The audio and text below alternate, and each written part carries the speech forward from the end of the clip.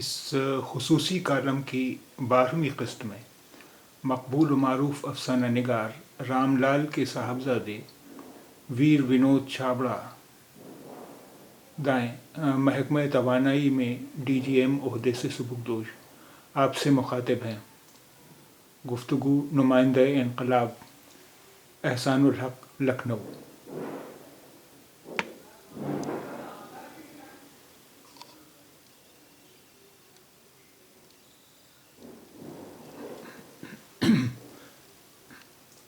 آزادی سے قبل 3 مارچ 1923 کو پنجاب کے شہر میاں والی میں پیدا ہونے والا وہ شخص 7 اگست 1947 عیسوی کو بیوی شکنتلا اور 8 ماہ کی بیٹی شیل کے ساتھ ایک انجانی راہ کے لیے روانہ ہو گیا۔ ہندوستان کی آزادی کے ساتھ قیام پاکستان کی تاریخ طے ہو گئی۔ صورتحال بہت نازک تھی۔ ہر طرف قتل و غارت گری اور افراتفری کا ماحول تھا۔ جان کی سلامتی کے پیش نظر اس شخص نے کچھ ضروری سامان اور کاغذات جمع کیے، گھر میں تالا لگا دیا، چابی اپنے مسلمان پڑوسی کے حوالے کی، پوری امید کے ساتھ کہ فسادات جلد ختم ہو جائیں گے، امن بحال ہو جائے گا اور وہ زندگی گزارنے کے لیے اپنے آبائی شہر، پیارے شہر لاہور واپس آ جائے گا۔ اس پڑوسی نے اسے ریلوے اسٹیشن تک پہنچانے میں بھی مدد کی۔ ان دنوں لاہور سے جالندھر اور جالندھر سے لاہور پہنچنے والی اکثر ٹرینیں لہو لہان ہو کر پہنچتی تھیں۔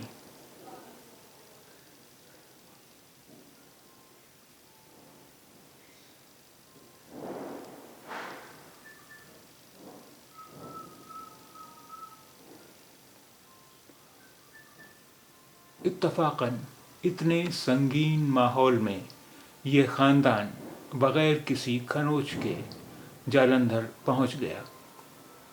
اسے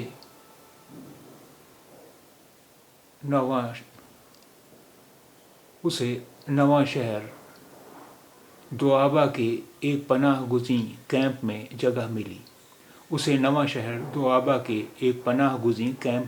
ملی۔ کچھ دنوں میں یہ واضح ہو گیا کہ تقسیم مکمل ہو چکی ہے اور اب سرحدوں کے پار اپنے گھروں کو لوٹنا ممکن نہیں ہوگا۔ خبر یہ بھی ملی کہ جیسے سرحد کے ادھر خاص محلوں، علاقوں اور شہروں میں مسلمانوں کے گھروں کو لوٹ لیا گیا ہے، جلا دیا گیا ہے، سرحد کے اس پار ہندوؤں کے گھروں کے ساتھ بھی ٹھیک ایسا ہی سلوک کیا گیا۔ یعنی اب کچھ بھی تو نہیں بچا ہے۔ جو بچ گئے وہ خدا کا شکر ادا کریں۔ اب میرے پتا جی رام لال کو نئے شہر میں زندہ رہنے کی زبردست جدوجہد شروع کرنی پڑی۔ خبر ملی کہ لالا جی، میرے دادا اور تمام رشتہ دار میاں والی سے جالندھر روانہ ہو گئے ہیں، لیکن یہاں جالندھر میں ان کا کوئی سراغ نہیں ملا۔ پتا جی بہت پریشان ہوئے کہ آیا وہ سب بچ گئے ہیں یا نہیں۔ اس طرح کی الجھن اور بے چینی کے باوجود وہ اپنی بیوی اور بیٹی کو پناہ گزین کیمپ میں چھوڑ کر بنارس چلے آئے۔ دراصل ایسا کرنا ان کی مجبوری تھی، کیونکہ خبر ملی تھی کہ ریلوے میں مہاجرین کی خصوصی بھرتی کی جا رہی ہے۔ پتا جی لاہور کے مغل پورہ ریلوے ورکشاپ میں ملازم تھے۔ اس کا ثبوت وہ ریلوے پاس تھا جو انہوں نے لاہور چھوڑنے والے دن لاہور سے جالندھر تک کے لیے جاری کروایا تھا، لہذا نوکری مل گئی۔ پتا جی رام لال جی بتاتے تھے کہ وہ فوراً بیوی اور بیٹی کو بنارس لے آئے۔ کچھ عرصے بعد انہیں اپنے والدین، بھائی بہن اور تمام رشتہ داروں کی سلامتی کی خبر ملی۔ والد صاحب محض ہائی اسکول پاس تھے، جو اس زمانے کے لحاظ سے کافی تھا، لیکن ان کے رگ و ریشے میں اردو ادب اسکول کے زمانے سے ہی لہو بن کر موجزن تھا۔ اس وقت کے متعدد رسالوں میں ان کے افسانے چھپ چکے تھے۔ افسانہ نگاری کے فن کو تراشنے کے لیے ان کو علم و ادب اور گنگا جمنی تہذیب کا مرکز لکھنؤ زیادہ پسند آیا۔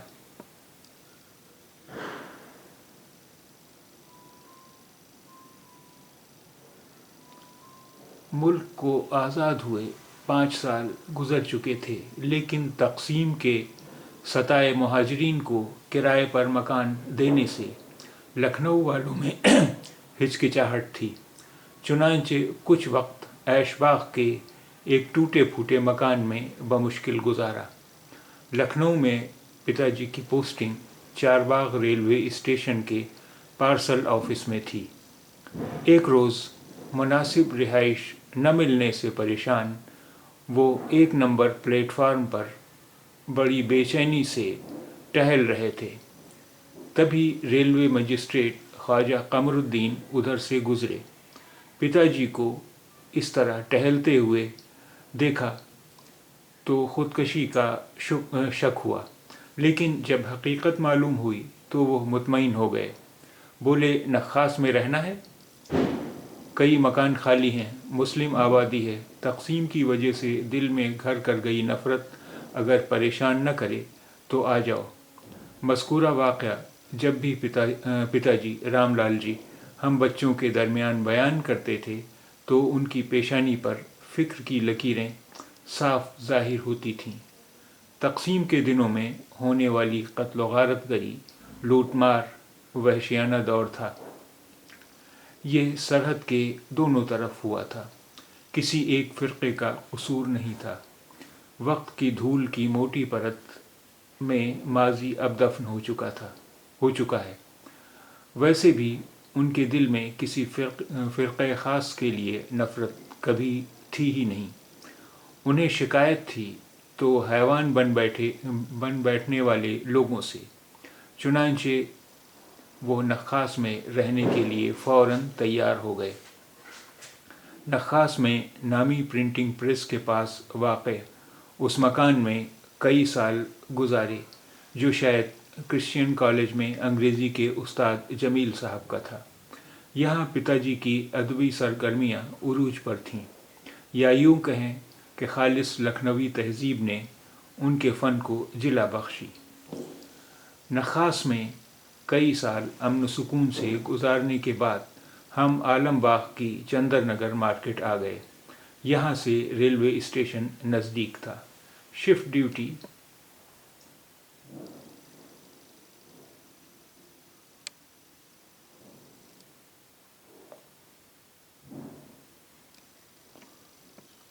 ڈیوٹی میں انہیں سہولت ہوتی تھی۔ ہمارے گھر کے تعلقات آج بھی نخاس کی ان گلیوں میں رہنے والوں سے ہیں۔ عید، ہولی اور دیوالی پر ملنے اور مبارکباد دینے کا سلسلہ جاری ہے۔ وقت گزرتا رہا اور ایک بار پھر ہم آشیانہ بدل کر 1961 میں چارباغ ریلوے اسٹیشن کے ٹھیک سامنے ملٹی اسٹوری بلڈنگ میں شفٹ ہو گئے، جہاں سے زندگی کی لائف لائن یعنی ریل گاڑی بس چند قدموں کی دوری پر تھی۔ آخر میں پتا جی شمالی ریلوے کے بنارس میں واقع CCS آفس سے کلیم انسپکٹر کی پوسٹ سے سبکدوش ہوئے اور پھر سرکاری گھر چھوڑ کر 1982 میں اندرا نگر لکھنؤ میں اپنے ذاتی مکان میں منتقل ہو گئے اور 16 اکتوبر 1996 کو انتقال ہونے تک وہیں رہے۔ یہ بتاتا چلوں کہ چارباغ ریلوے اسٹیشن کے سامنے واقع جس ملٹی اسٹوری بلڈنگ میں تقریباً 21 سال گزارے تھے، وہ بلڈنگ اب وہاں نہیں ہے، اب وہاں میٹرو اسٹیشن ہے۔ پتا جی زبان اردو کی ترقی کے لیے ہمیشہ فکر مند اور کوشاں رہے۔ سن 1973 اور پھر 1981 میں 2 بار نان مسلم اردو رائٹرز کانفرنس منعقد کی، یہ ثابت کرنے کے لیے کہ اردو کسی خاص فرقے اور مذہب کی زبان نہیں بلکہ سب کی زبان ہے۔ 1973 کی کانفرنس میں ریاست کے وزیر اعلیٰ ہیموتی نندن بہگنا اور 1982 میں وزیر اعلیٰ وشوناتھ پرتاپ سنگھ اور بہار کے وزیر اعلیٰ ڈاکٹر جگن ناتھ مشرا مہمان خصوصی تھے۔ انہوں نے اردو کو ریاست کی دوسری سرکاری زبان کا درجہ دینے پر غور کرنے کا وعدہ کیا۔ وہ ہمیشہ اردو کی ترقی کے لیے پیش رہے، متعدد جلسے کیے، مہم چلائی اور گرفتاری بھی دی۔ اردو کی بے لوث خدمات کے لیے انہیں انعامات سے بھی نوازا گیا اور وظیفے بھی ملے۔ اردو اکادمی کے نائب صدر اور اتر پردیش فخر الدین علی احمد میموریل کمیٹی کے چیئرمین رہے۔ ان سب میں اردو کہانیوں کا مجموعہ پکھیرو کے لیے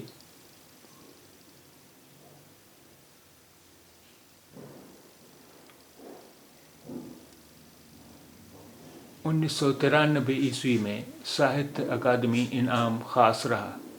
قلم کی بدولت انہوں نے کئی بار یورپ، اسکینڈینیوین اور پاکستان کا سفر کیا، سفر نامے لکھے جس میں پاکستان کا سفر نامہ زرد پتوں کی بہار کافی مقبول ہوا۔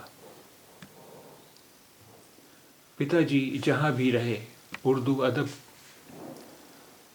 ادب کی خوشبو ان کے ساتھ ساتھ چلی۔ انہیں نہ صرف ادب سے بلکہ ادیبوں سے بھی بے پناہ محبت رہی۔ اردو کے ساتھ ان کا ہندی سے بھی گہرا رشتہ رہا۔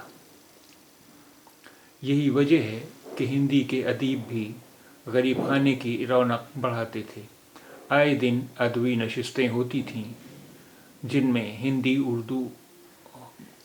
اردو کہانی اور ان کے آپسی رشتوں کے ساتھ مل کر چلنے پر مباحثے ہوتے تھے۔ پتا جی کے زمانے میں ہمارے گھر آنے والے ادیبوں،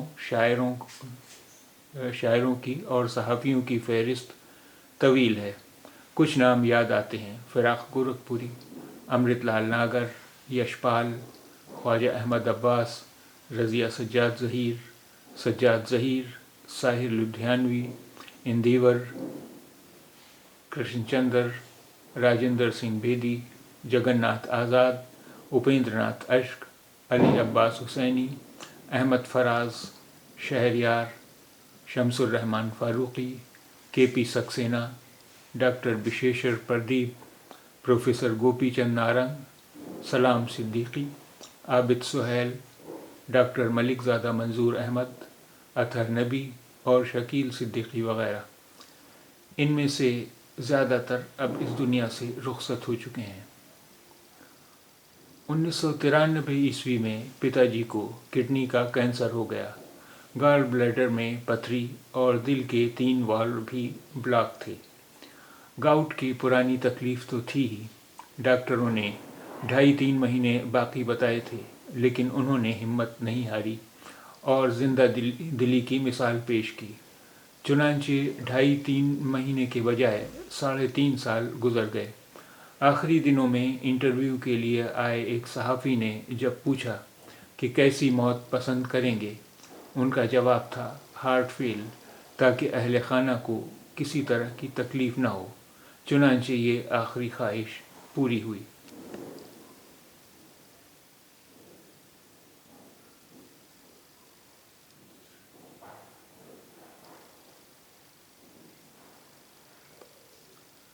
ریلوے کے کلیمز آفس میں تعینات پتا جی رام لال کو ہر ماہ 27 سے 28 کو تنخواہ ملتی تھی۔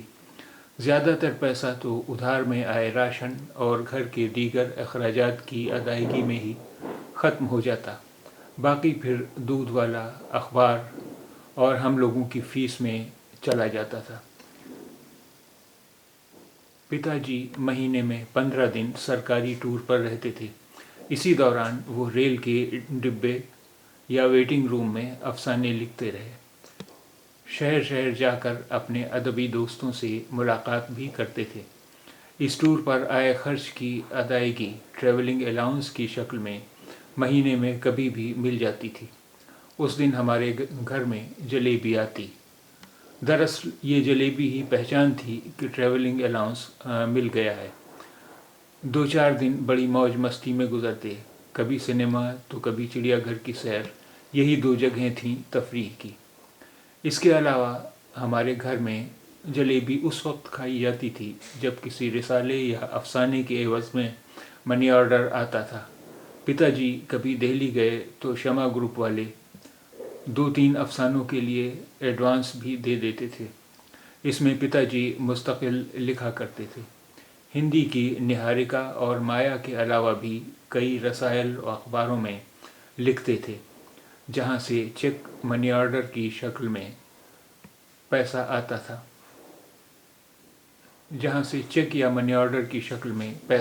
تھا۔ چنانچہ ہمارے گھر مہینے میں کئی بار پیسہ آتا تھا۔ پھر بھی گھر میں فقیری جیسے حالات ہمیشہ بنے رہتے تھے، لیکن ہمیں کبھی شکایت نہیں رہی۔ دراصل ہم بھائی بہنوں کے دماغ میں یہ اچھی طرح بیٹھ گیا تھا کہ فقیری قلمکار کی پہچان ہے۔ پتا جی کی سیر و سیاحت کے تجربات سن کر ہم لوگوں کا پیٹ بھر جاتا تھا، جسے ہم لوگ اپنے دوستوں کی محفل میں قصے کہانیوں کے طور پر پیش کرتے تھے۔ ماں مجھ سے کہتی تھیں کچھ بھی بننا لیکن رائٹر ہرگز نہیں، اور یہی ماں پتا جی کو کئی بار صبح صبح اٹھا کر خوشی خوشی بتاتی تھیں کہ آج فلاں اخبار میں تمہاری تحریر چھپی ہے۔ شروع میں مجھ سے ایک غلطی ہوئی کہ اس مضمون کی ہیڈنگ نہیں پڑھی۔ آئیے اب پڑھ لیتے ہیں۔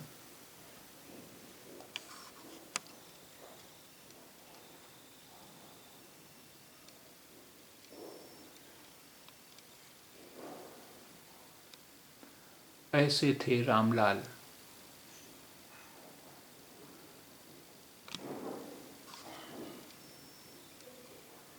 جو اردو زبان کی ترقی کے لیے ہمیشہ فکرمند اور کوشاں رہے۔ 1973 اور پھر 1981 میں 2 بار نان مسلم اردو رائٹرز کانفرنس منعقد کی، یہ ثابت کرنے کے لیے کہ اردو کسی خاص فرقے اور مذہب کی زبان نہیں بلکہ عام زبان ہے۔